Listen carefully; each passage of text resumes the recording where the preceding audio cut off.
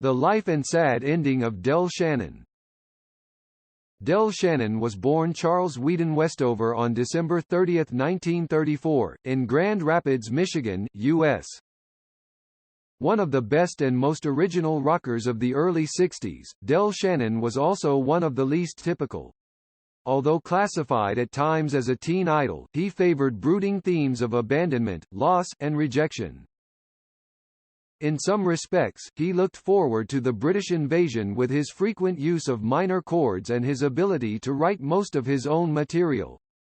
In fact, Shannon was able to keep going strong for a year or two into the British invasion, and never stopped trying to play original music, though his commercial prospects pretty much died after the mid-60s.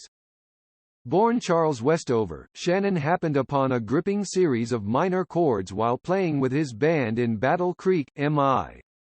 The chords would form the basis for his 1961 debut single, Runaway, one of the greatest hits of the early 60s, with its unforgettable riffs, Shannon's amazing vocal range, and the creepy, futuristic organ solo in the middle.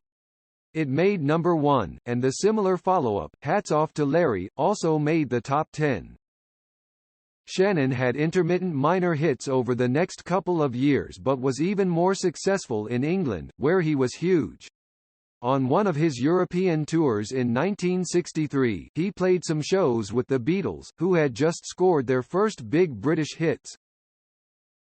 Shannon, impressed by what he heard, would become the first American artist to cover a Beatles song when he recorded From Me to You for a 1963 single. Shannon's melodic style had some similarities with the burgeoning pop-rock wing of the British invasion, and in 1965, Peter and Gordon would cover a Shannon composition, I Go to Pieces, for a top 10 hit. Del got into the top 10 with a late 1964 single, Keep Searchin', which was one of his best and hardest rocking outings. But after the similar Stranger in Town, he wouldn't enter the top 40 again for nearly a couple of decades.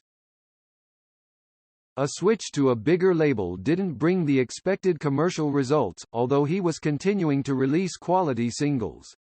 Part of the problem was that some of these were a bit too eager to recycle some of his stock minor keyed riffs, as good as his prototype was. A brief association with producer Andrew Loog Oldham found him continuing to evolve, developing a more baroque, orchestrated pop-rock sound, and employing British session musicians such as Nicky Hopkins. Much to Shannon's frustration, Liberty decided not to release the album that resulted from the collaboration. Some of the material appeared on singles, and much of the rest of the sessions would eventually be issued for the collector market. By the late 60s, Shannon was devoting much of his energy to producing other artists, most notably Smith and Brian Hyland. Shannon was a perennially popular artist on the oldies circuit, particularly in Europe, where he had an especially devoted audience and was always up for a comeback attempt on record.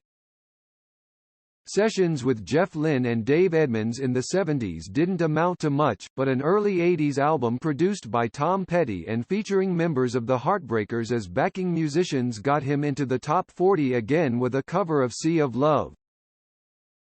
He was working on another comeback album with Jeff Lynne and sometimes rumored as a replacement for Roy Orbison in the Traveling Wilburys, when he unexpectedly killed himself on February 8, 1990, while on antidepressant drugs. In the years leading up to his death, Shannon suffered from depression.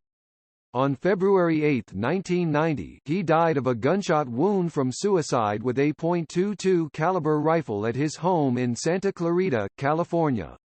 Shannon was cremated, and his ashes were scattered.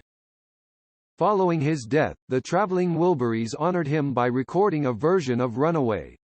Jeff Lynne also co-produced Shannon's posthumous album, Rock On, released by Silvertone Records in 1991.